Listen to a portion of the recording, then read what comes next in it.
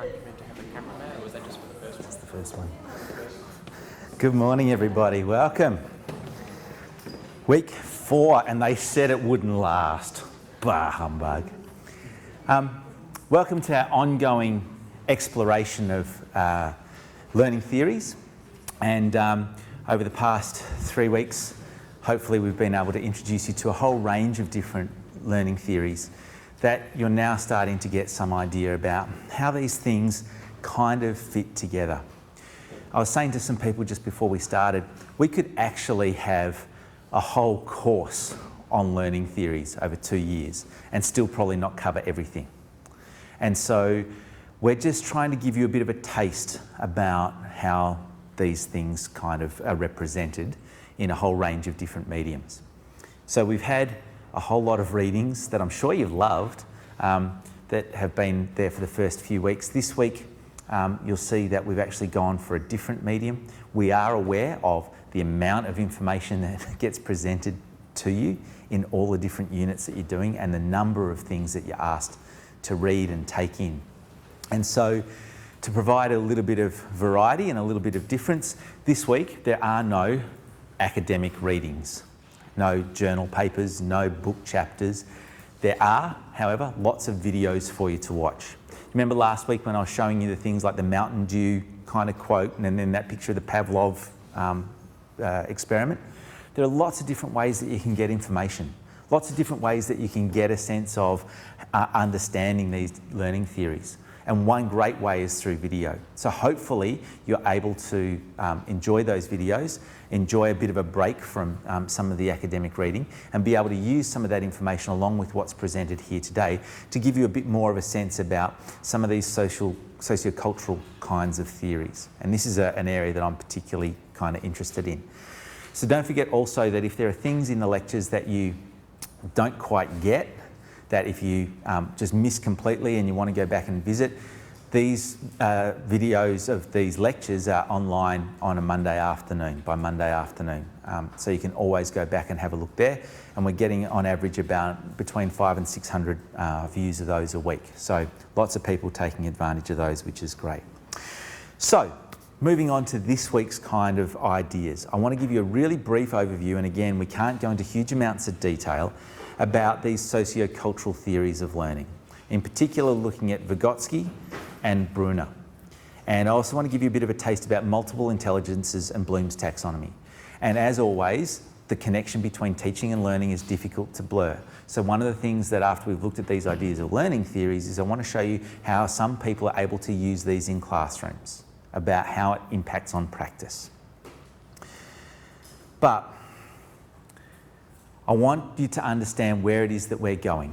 I've been saying to you that this whole unit is designed around different learning theories, and the first half of the semester is just giving you a brief overview of a whole range of these different paradigms. And in the next slide, you'll actually see how complicated and messy these nice, neat paradigms that I'm trying to present to you actually, they don't work.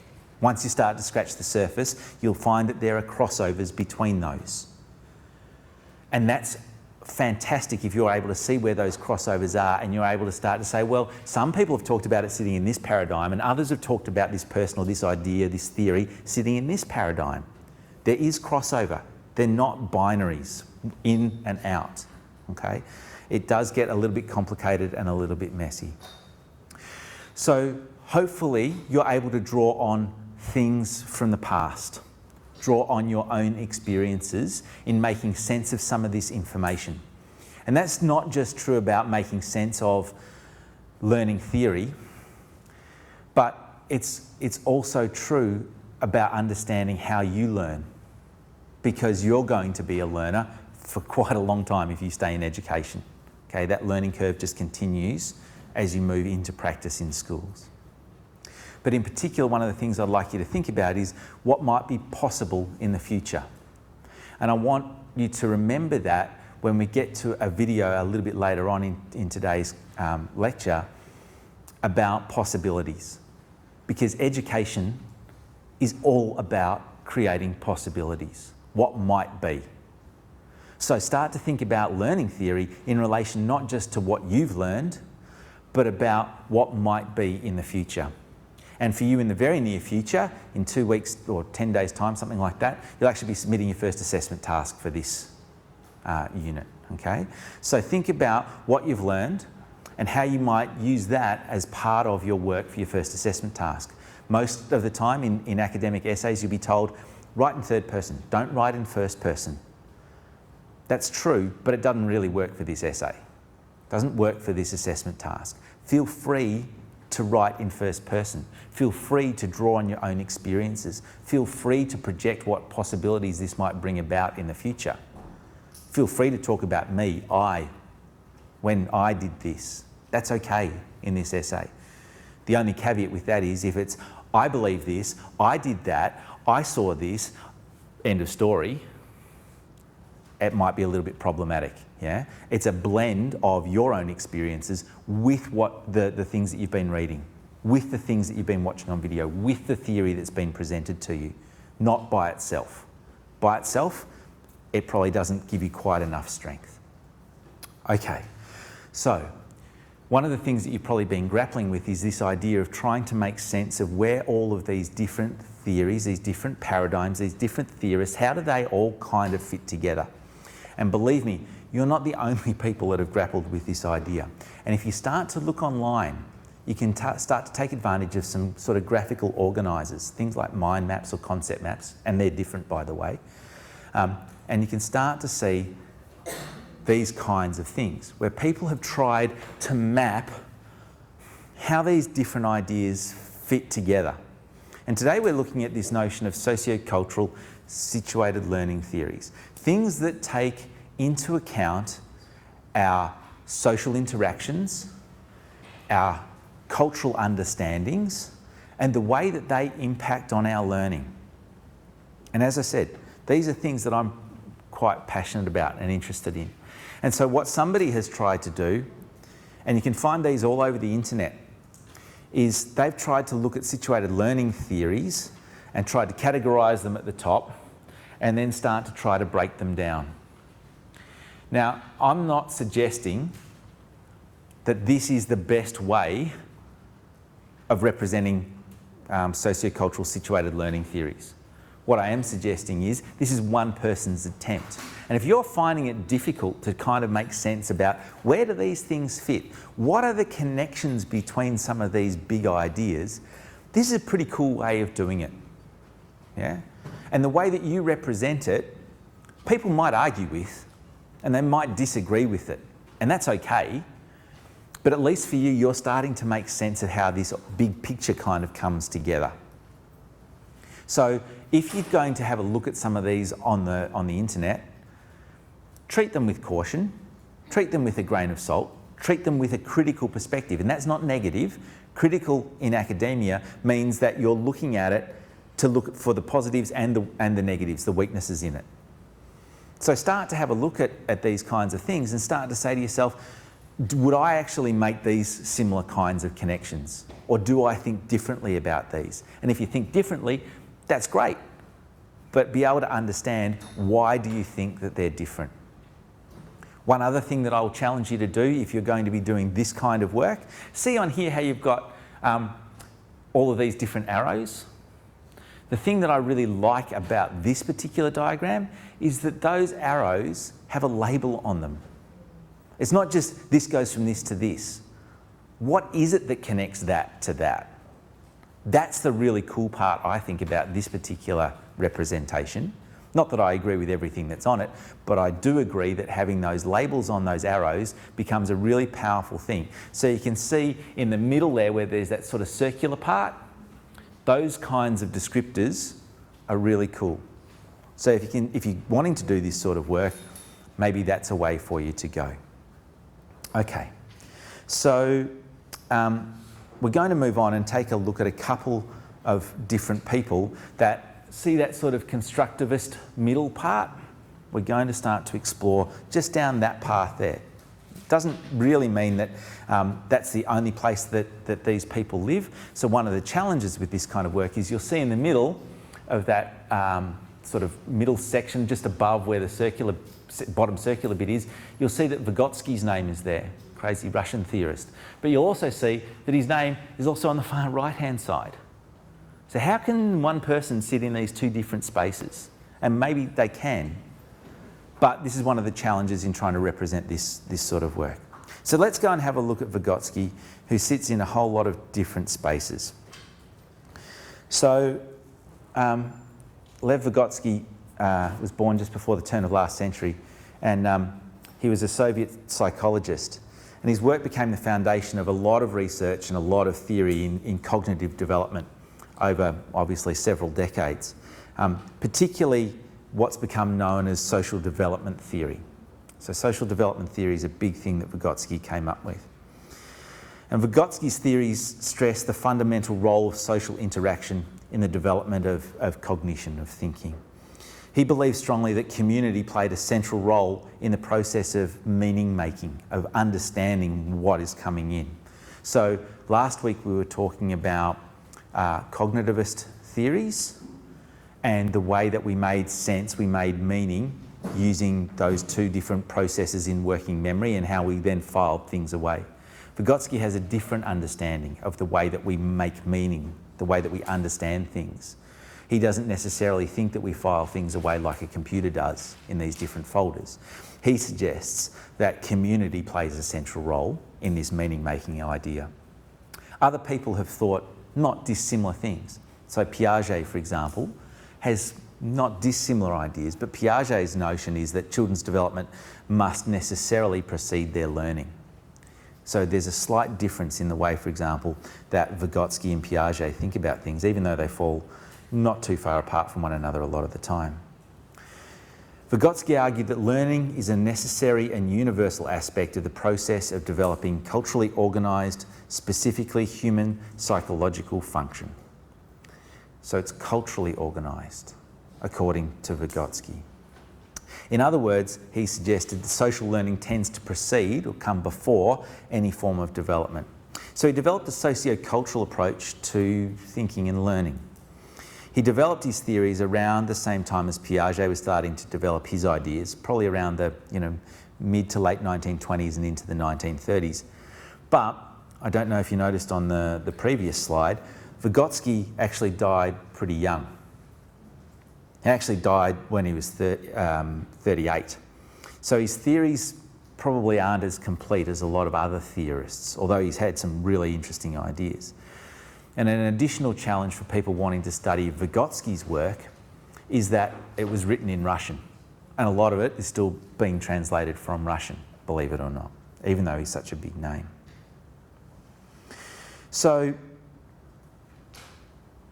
there are similarities and differences between Piaget and Vygotsky, two big names in this kind of socio-cultural space. Piaget talks about motor reflexes and sensory abilities, whereas Vygotsky starts to talk about things like attention and sensation and perception and memory. And what Vygotsky meant by this is that infants are born with the basic materials or abilities for intellectual development. And he refers to those as kind of elementary mental functions. Piaget focused on motor reflexes and sensory abilities. And eventually, through the interaction within a socio-cultural environment where there are people involved, those are developed into more sophisticated and effective mental processes or strategies that he refers to as higher mental functions. So going from elementary or basic sort of mental functions to higher order thinking.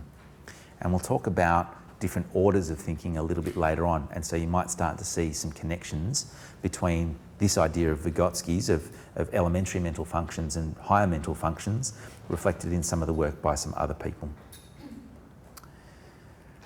So there are some other key differences between Vygotsky and Piaget. The first one is that Vygotsky places more emphasis on culture affecting cognitive development.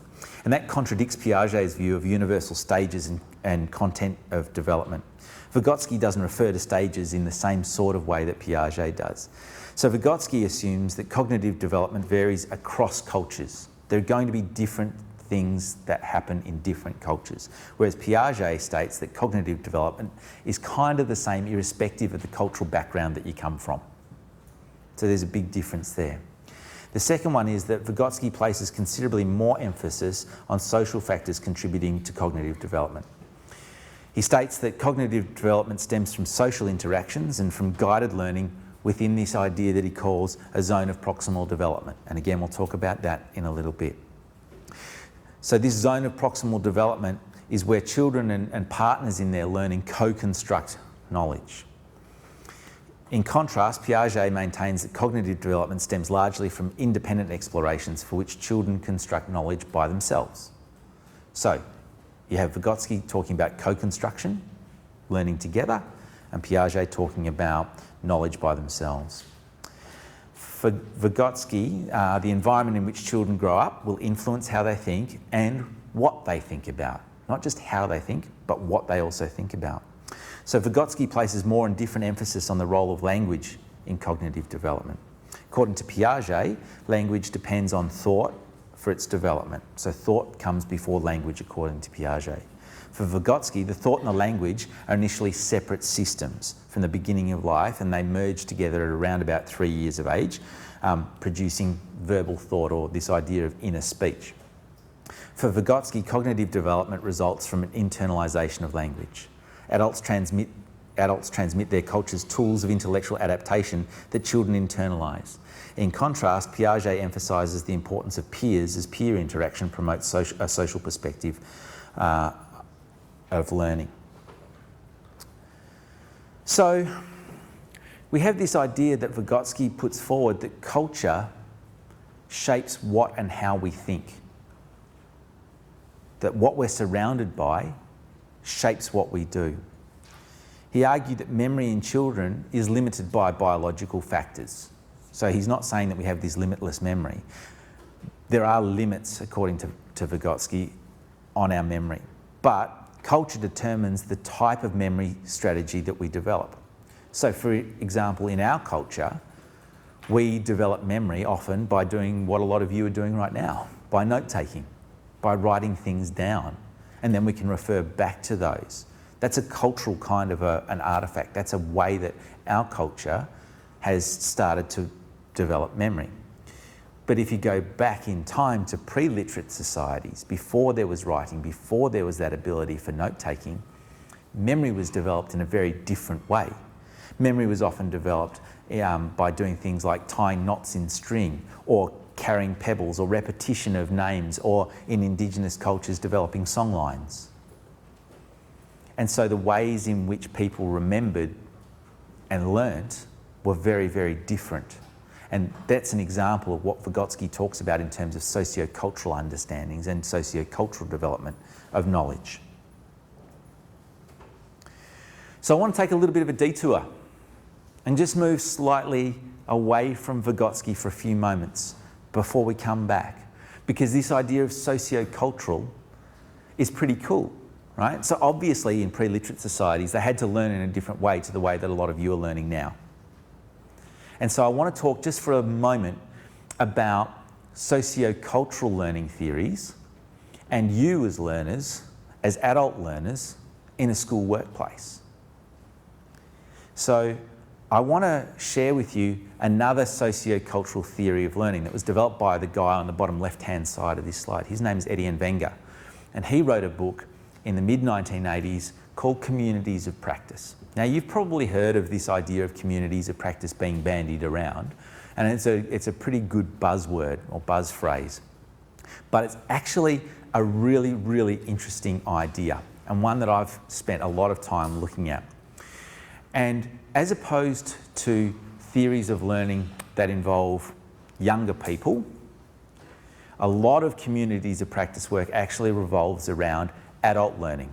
And there's a difference between children's learning theoretically and adults learning. So we talk about pedagogy with young people, we talk about andragogy for older people. Same idea, yeah, just younger people and older people. And so Wenger developed this really complicated idea about how people learn in a socio-cultural space, like a school. How do people in a school understand what's valued, about what's important, about who's important? Because every school, believe me, is different. Every single school that you will walk into is different. There are some things that are valued more highly than others in one school to another. or there are practices in one part of a school. For example, if you're a maths teacher as opposed to being a history teacher, they're valued differently. So within schools, you actually have these different communities of practice that use different mechanisms to understand what it is that's valued. And what Wenger would say is that there are three different things in this socio-cultural theory that apply in workplaces where you're going to be very soon. This idea of joint enterprise, that we have these rhythms and a local response, that we're all engaged in this negotiated, shared kind of space, and that we also have a shared repertoire. And this repertoire is a way of being able to think about shared stories or shared styles or tools or actions that are often based on shared historical events. That there's this socio-cultural kind of glue that binds us together. And that looks at comes together in this form of mutual engagement, where we do things together, and it's about social relationships and social competencies, being able to work with other people and to learn from and with other people. That's this idea of communities of practice. And as I said, if you look in a school, what you'll find is that there are often these diverse groups within communities, within one, say, a secondary school. This could be an early childhood centre. It's exactly the same. But if we had, for example, a secondary school, you'll find that you might have English teachers and you might have history teachers, but it doesn't just have to be grouped around content area. You could have technology using teachers, for example, and they all work in the same place. And you might have some people who actually move between those. So you might have a history teacher who also teaches English, and they're a member in both groups. And part of the challenge for that person is trying to work out what are the subtle differences between these. How do they learn what's valued in one group as opposed to another group? And what you'll find is that sometimes information and practices and ideas get taken from one group to another group. And that's this notion of brokering, of sharing. And through boundary objects, they might be things like lesson plans. Ideas, practices, and cultural artefacts move between groups. And that's how this kind of theory of learning suggests that things take place. So, because I know you love reading, if you're wanting to read more about communities of practice, there's a book by a bodgy bloke on the left-hand side of the screen there. But all of these books talk about how these kinds of things work in schools. Okay, so if you're interested in community of practice, that's another socio-cultural theory that doesn't necessarily relate to kids, but it relates directly to you because it looks at how things play out for you as teachers in schools. So here endeth that detour, and let's go back to our good Russian friend, Mr. Vygotsky. So remember the mind map that I showed you at the very beginning of today, where there are all those different ideas about socio-cultural learning theories, about how you can map this landscape. Well, here's an example where Vygotsky refers to tools of intellectual adaptation. And these tools of intellectual adaptation allow children to use basic mental functions more effectively. And they're culturally determined. So things like mind maps look different depending on the cultural background that you come from, about what's valued and what's considered important in the way that information gets represented. But Vygotsky sees these kinds of things, these kinds of mind maps, as cultural artefacts that give us insights into the way that things get learned. And he sees that these kinds of cognitive functions, even those carried out alone, affect the beliefs, the values, the tools, and the way that the culture understands learning to take place. So these kinds of tools of adaptation, intellectual adaptation, vary from culture to culture, like in the memory example that I gave you before around the song lines. So Vygotsky really developed a socio-cultural approach to cognitive development, and he uses this idea of constructivist theories. It's not just information coming in and us just then filing it away. We actually construct meaning with others based on social interaction within the world. We make sense of the world by talking to and working with other people. It's foregrounded Vygotsky's work in language and culture. Bruner talks about a structure of the mind. But language and culture for Vygotsky are fundamental aspects of learning. And Vygotsky developed two ideas that have really, despite the fact that he died in 1938, they're really important concepts for you to understand in terms of today's learners. That doesn't mean that you agree with them. It means that you understand that these ideas exist. So the first one is this idea of a more knowledgeable other. So the more knowledgeable other is a kind of somewhat self-explanatory sort of an idea, but it refers to someone who's got a better understanding or a higher ability level than the learner that they're working with. Now, that doesn't mean that they know more about every single thing, but it's actually about the thing that the child's trying to learn. The more knowledgeable other knows more about that thing, that task, that process, that concept. It's really interesting to think when Vygotsky started writing about this, he would have been talking about, like the lady in the middle there, the sports coach, as the more knowledgeable other. But in contemporary education settings, the more knowledgeable other now doesn't have to be a person. So if you think about the kinds of learning management systems that have adaptive algorithms that can begin to understand individual learners and learner preferences. It's a little bit like, you know, when you go onto Google and you are just looking for a flight to Brisbane, and all of a sudden in the ads all the flights to Brisbane keep popping up all the time. Yeah, computers can learn about your preferences. And so a more knowledgeable other in contemporary classrooms, in contemporary learning settings, doesn't have to be a person. It can be a computer. So the second idea that Vygotsky came up with was this notion of the zone of proximal development. Now, you might remember back to the very first week when I told you a little bit about myself.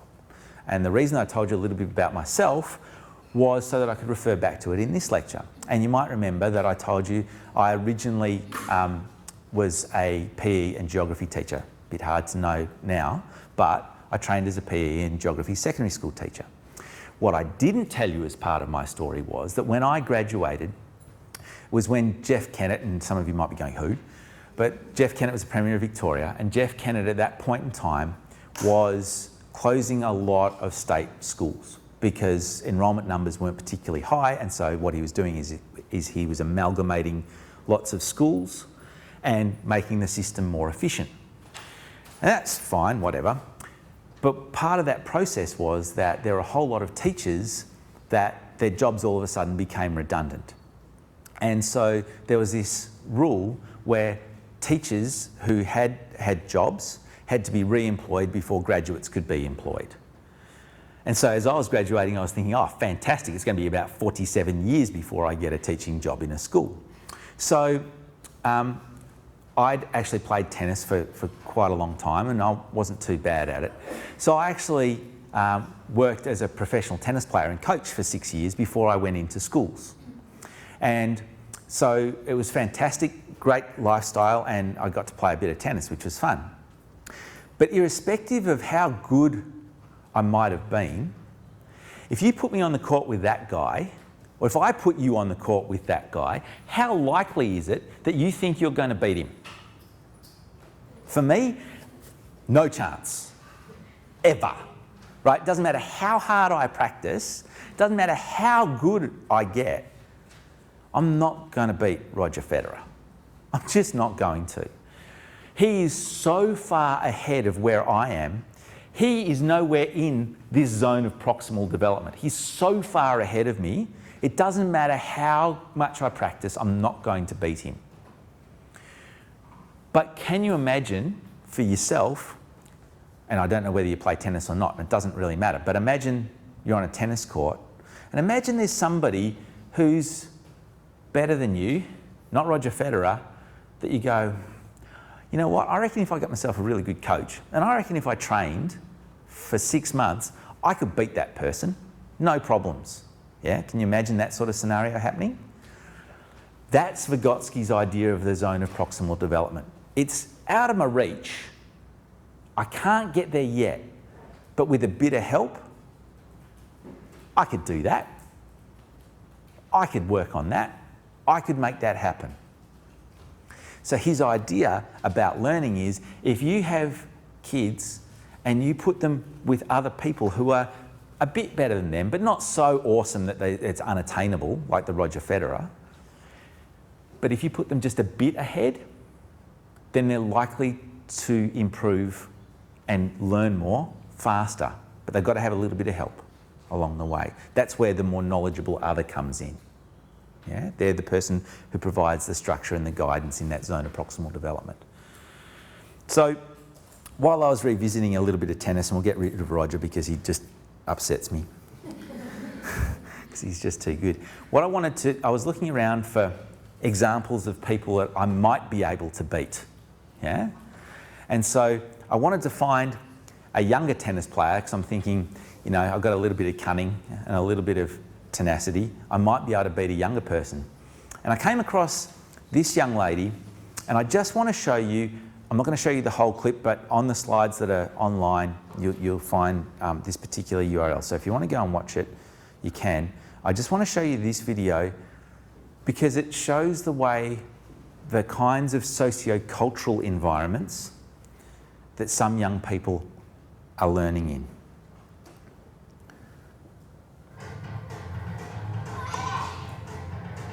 Gabriella goes after the ball. It's like a heat-seeking missile.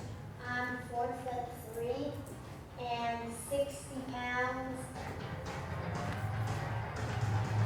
Gabriella always wants to win in every single thing she does. You can see that she has that passion. And They're her mum and dad. I want to be one of the best tennis players of all time.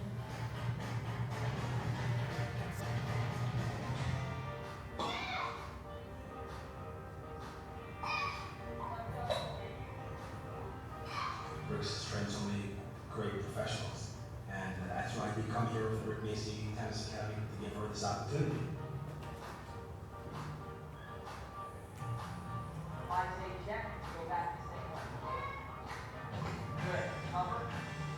Gabriella Price is the closest thing I've ever seen to a Jennifer Capriati at this age.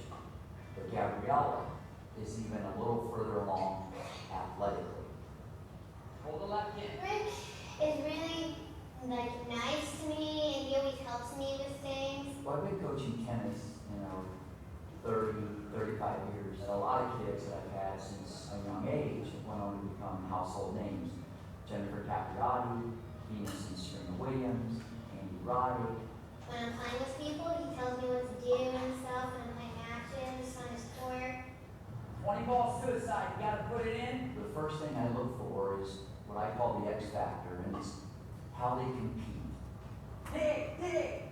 Good. But it's really the toughest thing to teach a kid, that you'll just run over broken glass to get a ball and run back over it to get the next one. And I see it, Gabriella Price. Rick says, if you want to be great, you have to run for every ball. Show me how bad you want it. Good fight, Gabby. He says, what's in your chest? What's in your chest? Go again. That means he says, what do you have inside? Let's get the ball. Awesome. Water. Great job. Grab some water. She's a beast. She said that was easy. Whatever Rick tells her to do here, I reinforce at home with her. Right. Good, right? you can see that she has that passion. And she really wants it. We don't want it for her. She wants it for herself. And then, Correction. what? I want it for her. Well, I do.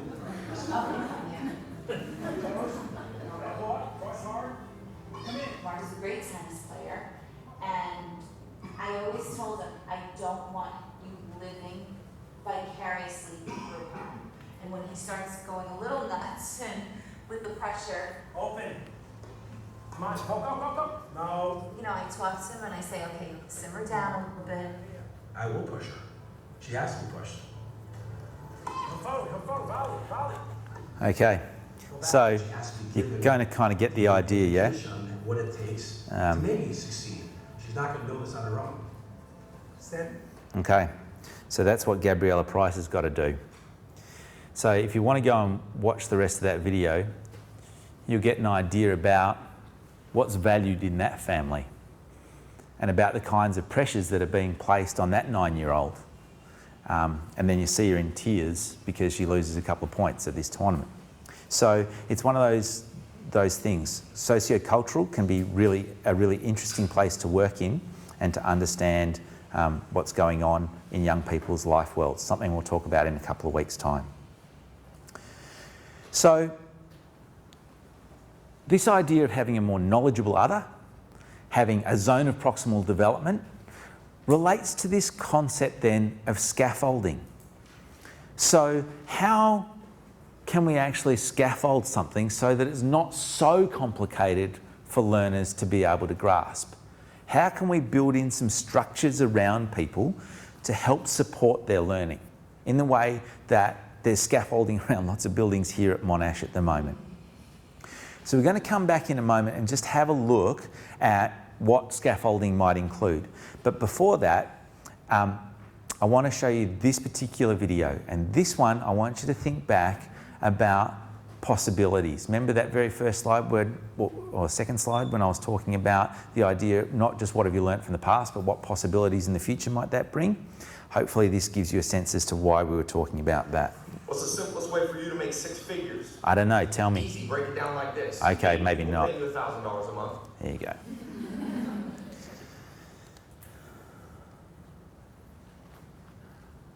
So this is when Brunner was 99. He filmed this video. I had this video filmed.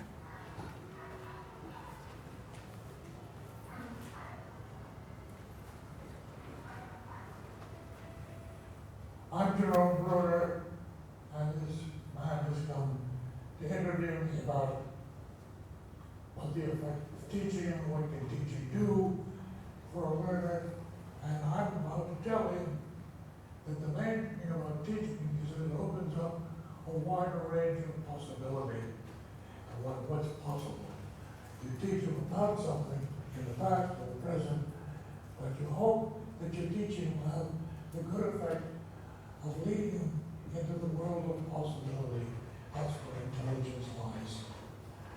And you always, it's a risky kind of a business because the fact of the matter is when people tell you about ask you about teaching and you say it's about the future, they'll say, oh, but that's too speculative.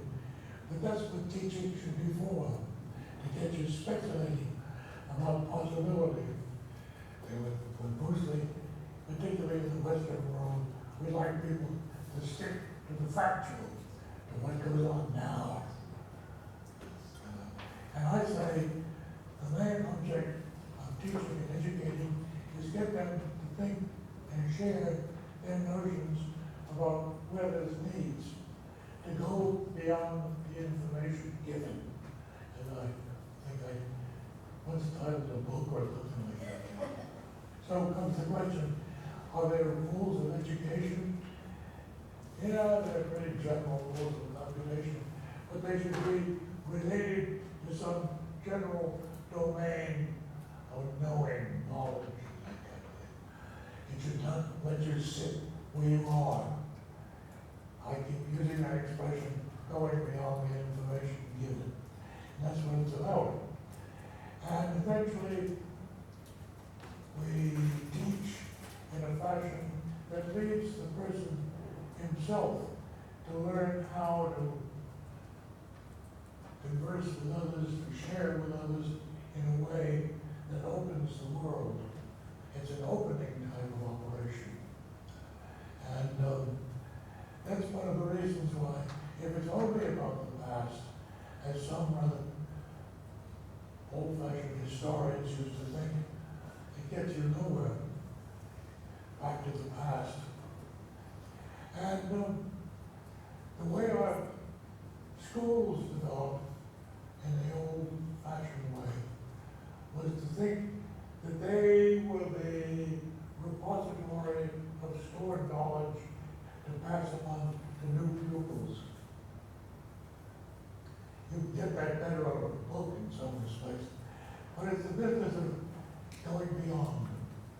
Like that. So, I ask you, why are you doing this? What do you hope it will lead people who listen to get out of it? And I won't press you with an answer, because you're supposed to be interviewing me, not me interviewing you.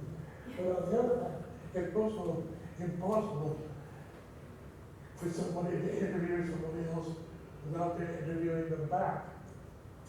It's opening possibility. I keep coming back to that word possibility, and with good reason. What is culture? Culture is a way of knowing, basically. It's a way of knowing that relates to the constraints imposed by a certain way of life. That is to say, we are both individuals and we live in a culture. And we somehow maintain our individuality at the same time become New Yorkers, Americans, or Russians, and live that way. So it's a back and forth between the possible and the actual, and learning how to make that leap. Not only learning how, but learning that it's necessary to do it, to use your being to its fullest extent.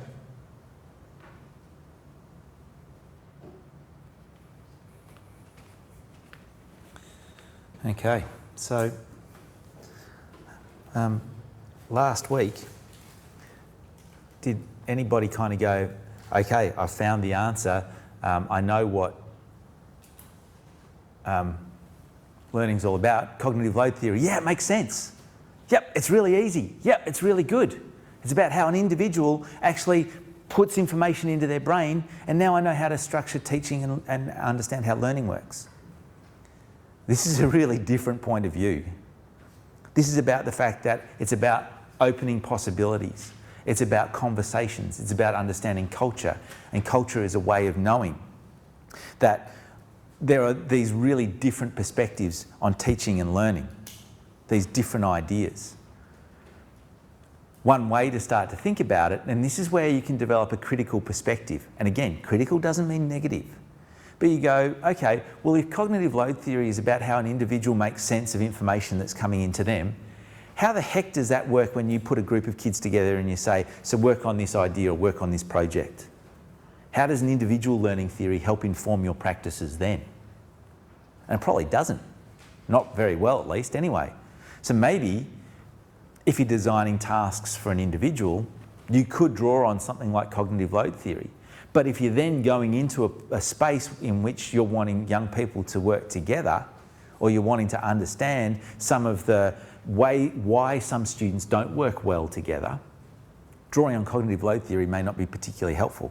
Drawing on something like this may better inform what's going on. This may be a way of being able to understand groups, but it's only one way. So scaffolding then can include things like positive interactions, can include things like modelling and focused questions, things like cognitive organisers like a mind map, or explaining and demonstrating concepts in different ways. And there are probably lots and lots of other things. But if we're wanting to understand learning from a co-constructed socio-cultural perspective, and we want to start to scaffold and structure that, they might be some things that you might actually end up going and doing. But I want to move on from Vygotsky and Brunner to somebody else, to a different kind of way of thinking.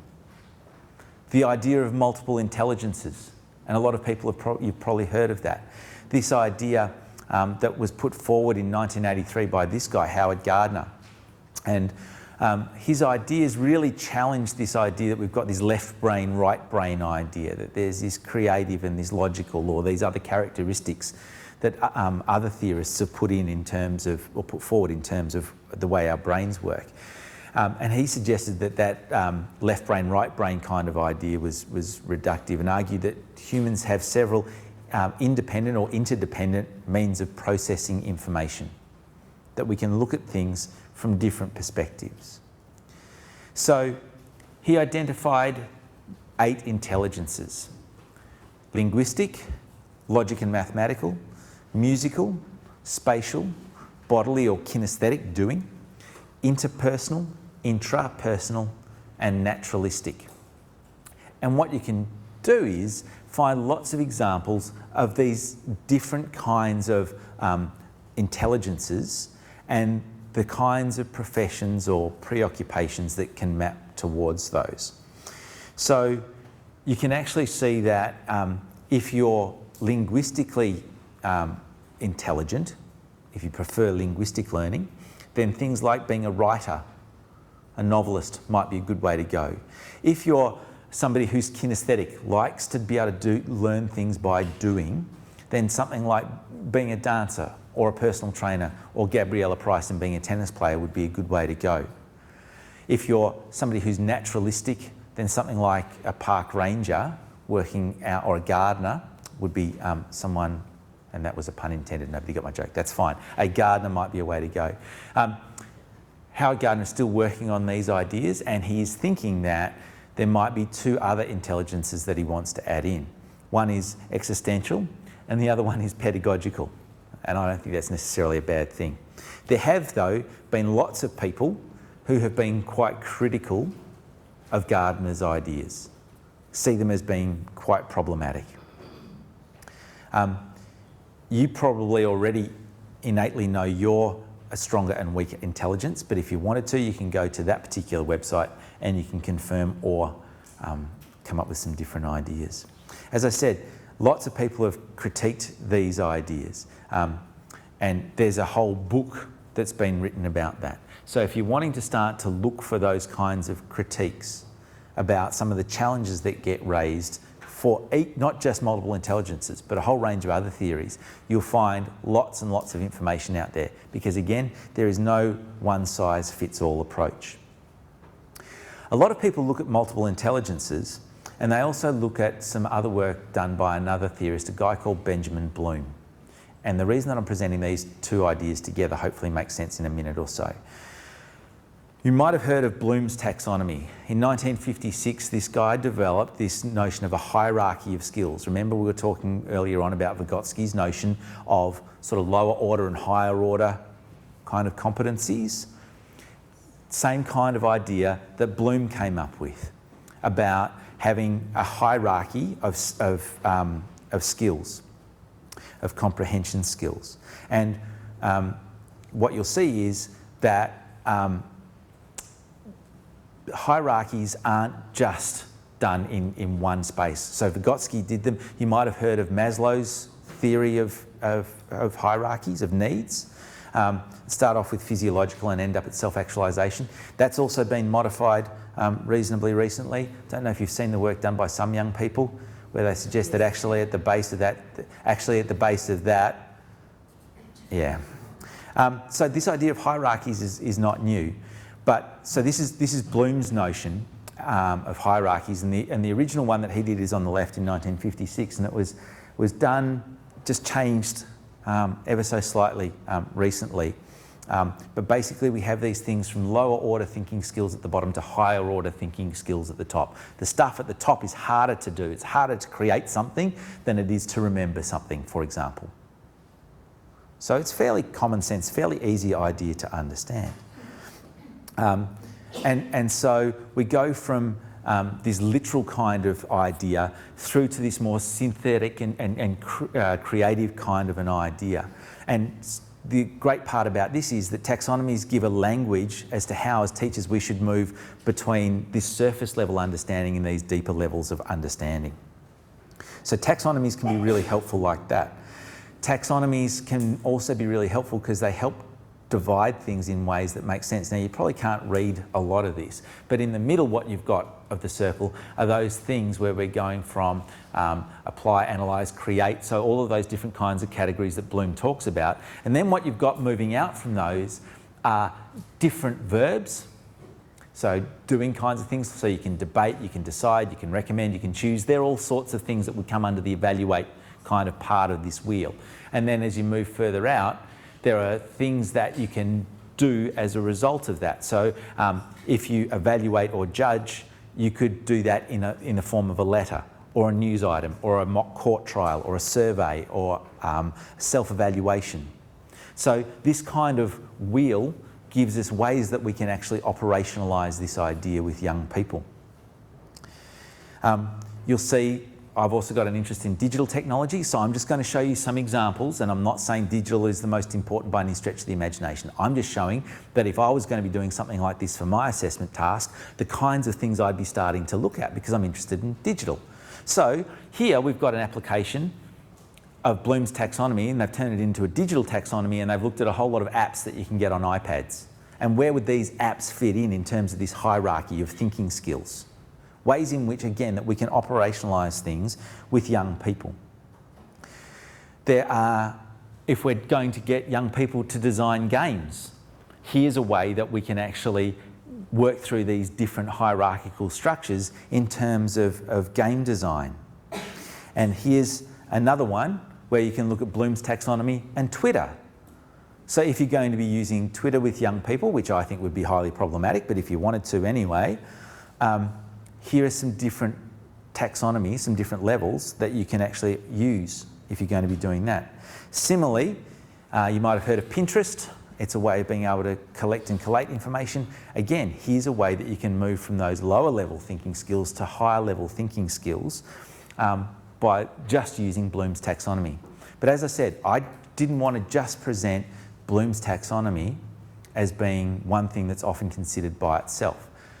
A lot of people consider Bloom's taxonomy alongside Gardner's work around multiple intelligences. And so that you start to see these two theories coming together. They're different, but they're used in the same approach. And if you do that, you get a grid like this. And so what you've got down the left-hand side are these multiple intelligences, these ways of thinking. So verbal, mathematical, visual, kinesthetic, all those ones that we talked about before. And then across the top, you've got Bloom's taxonomy, going from knowing to creating and evaluating.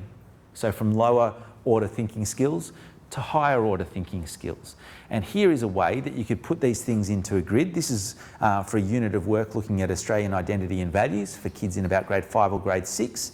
And so if you've got a student who is looking for some lower order thinking skills just around knowing, and they like visual learning, then you could name and locate on a map natural and man-made images that make Australia unique. There's an activity that you could do. So it's a way of being able to cater for a whole range, a whole diversity of students in your class. Similarly, you could use this to push people outside of their comfort zone.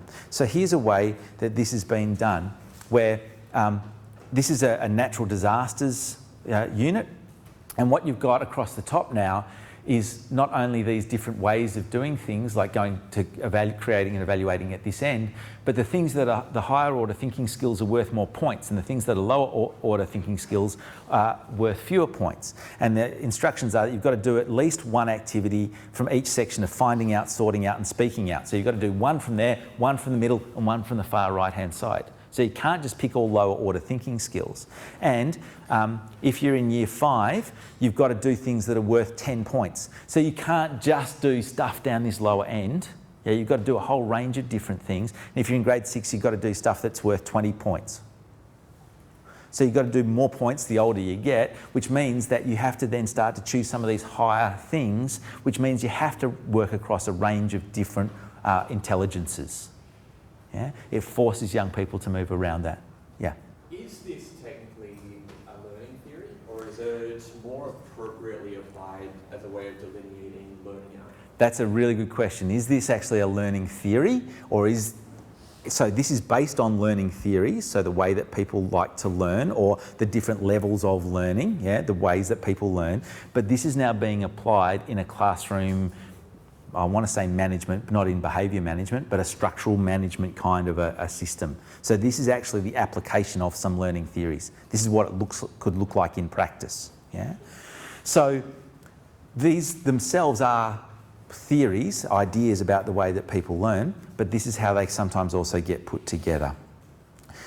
So very quickly, to finish off with, I want you to just cast your mind back to think about where we're going with this, about where you've come from in a very short period of time, and about where you're going to, not just in terms of the assessment task for this upcoming in a couple of weeks, but where you're going to in terms of your career. How does this actually fit into what it is that you do as a teacher?